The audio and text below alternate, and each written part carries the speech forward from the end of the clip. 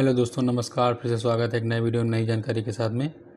तो आज हम बात करने वाले हैं क्वांट स्मॉल कैप फंड के बारे में, जिसने अपने इन्वेस्टर को बढ़िया रिटर्न बना के दिया है और लगातार बढ़िया प्रदर्शन कर रहा है। तो आज हम इसी फंड का रिव्यू करने वाले हैं। तो सबसे पहले हम इसके रिटर्न की बात कर लेते हैं। तो एक साल में अगर रिटर्न की बात की जाए तो इसका रिटर्न माइनस में है। इस रिटर्न की बात की जाए तो 20.52% रिटर्न दिया है, जबकि 5 साल रिटर्न की बात की जाए तो 32.66% का रिटर्न दिया है। वहीं 10 साल की बात की जाए तो 24.97% का एनुअलाइज रिटर्न दिया है। जबकि एब्सोल्यूट रिटर्न की बात की जाए तो 3 साल में 35%, 5 साल में 122% और 10 साल में 275% का रिटर्न दिया है। अगर हमने 10,000 रुपये इस फंड में इन्वेस्टमेंट किया होता तो 3 साल में हमारी वैल्यू 22.4% के हिसाब से बढ़ करके 18,391 रुपये हो जाती। वहीं अगर हम इस फंड में 5 साल के रहते तो 52.68% की दर से हमारा 10,000 रुपये बढ़ करके 83,060 रुपये हो जाता। यहाँ पर इस फंड का चार्ट दिया गया है, जैसा कि आप देख पा रहे हैं कि येलो चार्ट है वो निफ्टी 50 का है और ये ब्लू चार्ट है वो इस फंड का है। तो इस फंड ने जो है लगभग 5 साल में जो है तो अच्छा रिटर्न बना के दिया है, पर 10 साल की अवधि में जो है इसका रिटर्न कम रहा है। फिर भी जो है इसने निफ्टी 50 के रिटर्न को बीट किया है। फंड मैनेजर की बात की जाए तो इसके फंड मैनेजर संदीप टंडन, अंकित पांडे, वरुण पाटनी, संजीव शर्मा, समीर काटे। 28 फरवरी 2025 तक इसका एसेट अंडर मैनेजमेंट 22,832 करोड़ रुपए है, जबकि यह फंड जो है 7 जनवरी 2013 को लॉन्च हुआ था। एक्सपेंस रेशियो की बात की जाए तो 6.68 इसका एक्सपेंस रेशियो है और इस कैटेगरी के लगभग बराबर इसका एक्सपेंस रेशियो है। अगर इसके बेंचमार्क की बात की जाए तो इसका benchmark Nifty small cap 250 TRI very high risk category में फंड आता है।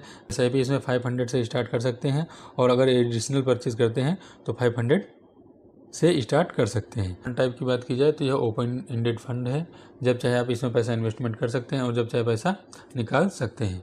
स्मॉल कैटेगरी का कोई फंड है तो इसमें 250 कंपनियां होंगी मार्केट कैपिटलाइजेशन के हिसाब से, उसी में आपका पैसा इन्वेस्टमेंट होने वाला है।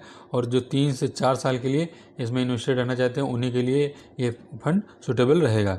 लोड की बात की जाए, यदि आप 365 दिन से पहले आप पैसा निकालते हैं तो आपको एग्जिट लोड के रूप में 1 रुपये कुल जमा का देना पड़ेगा। वहीं अगर टैक्स रेट की बात की जाए, अगर आप 1 साल के बाद पैसा निकालते हैं और अगर आपका प्रॉफिट 1,25,000 से ज़्यादा है तो ही आपको टैक्स देना है, वही 12.5% के हिसाब से।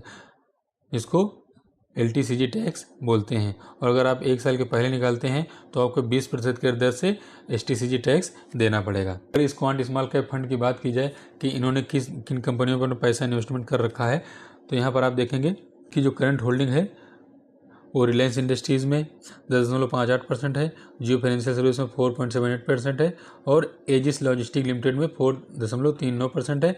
Aditya Birla fashion and retail में 3.42% है और बीकाजी फूड इंटरनेशनल में 3.13% है। इनके फंड मैनेजर ने अच्छी अच्छी कंपनियों में पैसा अपना इन्वेस्टमेंट कर रखा है। और अगर बात की जाए कि इन्होंने किन सेक्टर में पैसा इन्वेस्टमेंट कर रखा है, रिफाइनरी में 10.58% और फार्मास्यूटिकल्स में 8.29%, सिविल कंस्ट्रक्शन में 5.49%, नॉन बैंकिंग फाइनेंशियल कंपनी में यानी कि NBFC में 4.78%, ट्रेडिंग ऑब्लिगेस में 4.39% पैसा इन्होंने इन्वेस्टमेंट कर रखा है।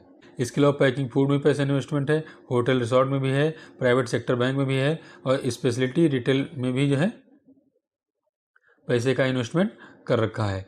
और आयरन स्टील प्रोडक्ट में भी इन्होंने पैसा इन्वेस्टमेंट कर रखा है, मेडिकल इक्विपमेंट्स और सप्लाई में भी पैसा इन्वेस्टमेंट कर रखा है। कि इस फंड के जो फंड मैनेजर हैं उन्होंने कई सेक्टर और कई कंपनियों में पैसा अपना इन्वेस्टमेंट कर रखा है, तभी जो है इतना अच्छा खासा रिटर्न बना के दिया है। अगर आप लंबे समय के लिए इन्वेस्टमेंट करना चाहते हैं तो आपके लिए फंड बेस्ट हो सकता है, लेकिन इन्वेस्टमेंट करने से पहले आप अपनी जो है कैलकुलेशन या अपने एनालिसिस ज़रूर कर लें, उसके बाद ही इन्वेस्टमेंट करें। वीडियो अच्छा लगा हो तो वीडियो को लाइक कर दें, चैनल को सब्सक्राइब कर लें। मिलते हैं नेक्स्ट वीडियो में, तब तक के लिए धन्यवाद।